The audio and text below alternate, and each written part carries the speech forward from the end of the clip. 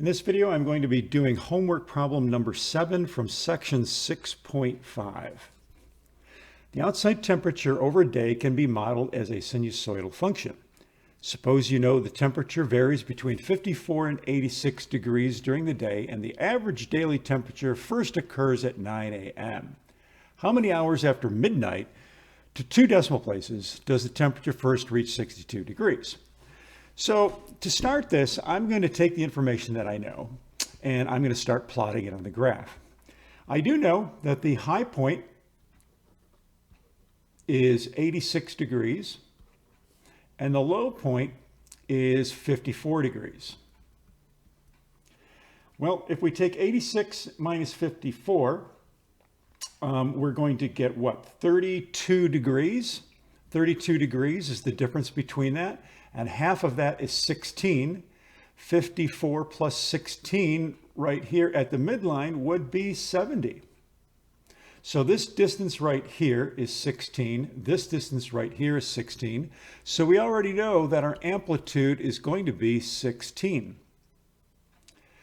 The next thing, and so 70 is our average temperature. We always like to put the average at the midline. Well, if the average temperature first occurs at 9 a.m., now we could set this up any way we want to, but I'm going to set it up so that the average temperature, which is going to be at the midline, is at 9 o'clock. So here we have 9 a.m. right at the midline. And so if this is going to be a basic sinusoidal function, that means from there the temperature is going to go up. So if we cut this into quarters, so that we have one full cycle at the end of 4 quarters. We know that this is going to reach its maximum at 86. That would be here. And then we're going to reach a minimum. And then we're going to reach, we're going to reach the midline, reach a minimum down here. So let's just draw this in. So we're going to reach a maximum up here. Then it's going to come back down to the average daily temperature, which is at the midline. Then we're going to go down and we're going to get to our minimum temperature of 54. And then the temperatures will start rising back up to the midline again. And we have one complete cycle. All right, so what else do we know here? So we know, let's label the axes. If this is 9 a.m. and this is one complete day, so in other words, our period is 24 hours. Then if this is 24 hours, then this means this is back to 9 a.m. again. And so each one of these intervals is 6 hours. So we go from 9 a.m. to 3 p.m. Then this would be 9 p.m. This would be 3 a.m. and 9 a.m. So we're reaching our maximum temperature at 3 p.m. We're reaching at 3 p.m. We're reaching the minimum temperature at 3 a.m. We're back to the average temperature at 9 o'clock p.m. and 9 o'clock a.m. All right, what else can we figure out from this graph? Well, first of all, we already know that A is 16. If we know that the period is 24, we know that the period is 2 pi divided by B, or that B would be 2 pi divided by P. And so we have 2 pi divided by 24, or pi over 12. So we know what B is. We also know what K is. K is the midline. And because we're starting this graph so that it is right at the origin here, one complete cycle, we have no horizontal shifts here to worry about. So that means we can create the function f of t is going to be equal to 16, our amplitude, the sine of pi over 12 times t plus k, which is 70. So that is our basic function for this particular graph. Now what we want to do is we want to know how many hours after midnight does the temperature first reach 62 degrees. So what we want to do is, well, when is it going to reach 62 degrees? Well, first of all, we know that 70 degrees is the midline, so 62 degrees is below the midline. 54 to 62, it's about halfway between the minimum temperature and that. So right about in here, so if we draw, here's 62, let's say, and we draw a line straight across, it's going to intersect right here, and we're going to intersect right here. So we need to find these t values, T1 and T2. And we want to know when does the temperature first reach 62 degrees? After midnight. Well, which one of these two t values is after midnight? Well, here's 9 p.m. This t value is going to be shortly after 9 p.m. And so midnight is probably right around in here. So the one that we're looking for would be T2, this one over here.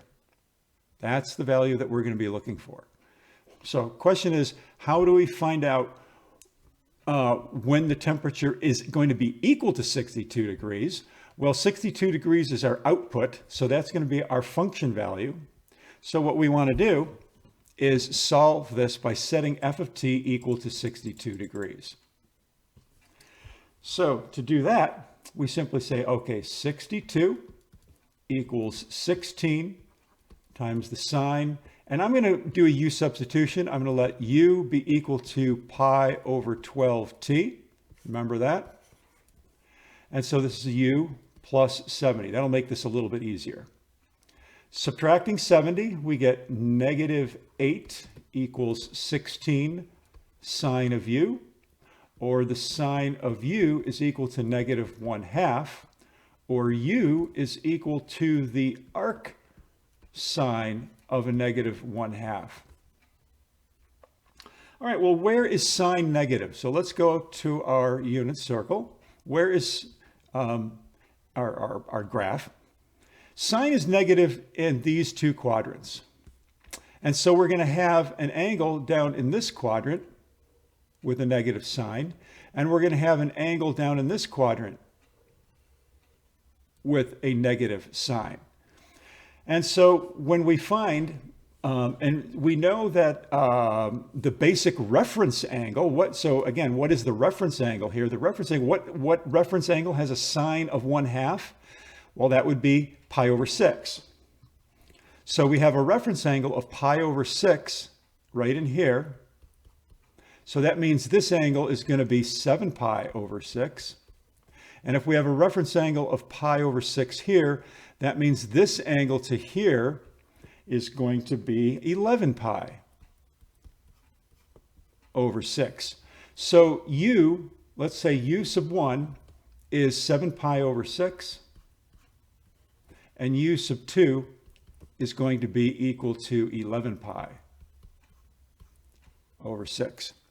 And so I went over in more detail on how to do what I just did here in a lesson on finding inverse trig functions. So you may want to review that. Now we want to go back and do our substitution. So we know that u is pi over 12t. So let's put that back in here. Pi over 12t equals 7 pi over 6. And pi over 12t, let's call this t2 now and t1. For u1 becomes t1, u2 will become t2, is equal to 11 pi over 6. And so dividing both sides by pi over 12, 7 pi over 6 divided by pi over 12, or times 12 over pi, and t2 is going to be 11 pi over 6 divided by pi over 12, or times 12 over pi. And so what we end up with, this is just equal to 14, and this is equal to 22. So what do these numbers mean? These are times. Our time, T1, is 14. This means when we first reach 62 degrees is going to be at 14 hours, and this is going to be at 22 hours. So let's go back to our graph here. Remember, these are in hours. So if we let t equals 0 be 9 a.m., here's t equals 0 is at 9 a.m. T equals 0. T equals 0 is 9 a.m. So t equals 1 is going to be 14 hours past that. So 14 hours past 9 a.m. would be 9 p.m., 10, 11 p.m. So this is 11 p.m. That's 11. So the first time we reach 62 degrees is at 11 p.m. Then T2 is 22. Well, 22 hours past 9 a.m. is going to be 7 a.m. All right, 7 a.m. So T2 over here is occurring at 7 a.m. Let me just draw let me redraw this down here, just in case it's getting a little confusing. What we have on our graph is we have something that looks like this. And we determine that T1 is right here. Whoa. And that didn't help. Let's redraw that. T2, I guess this isn't going to be any better. T2 is right here. T1 was at, what did I say? Was at 11 p.m. 11 p.m. T1 is at 11. T1 is 11 p.m. And then T2, which is 22 hours after 9 a.m., is going to be 7 a.m. the next morning. And so the question says, how many hours past midnight is that? Well, how many hours past midnight is 7 a.m.? That would be 7 hours past midnight. And that is the answer to the question. All right. Hopefully this was somewhat helpful.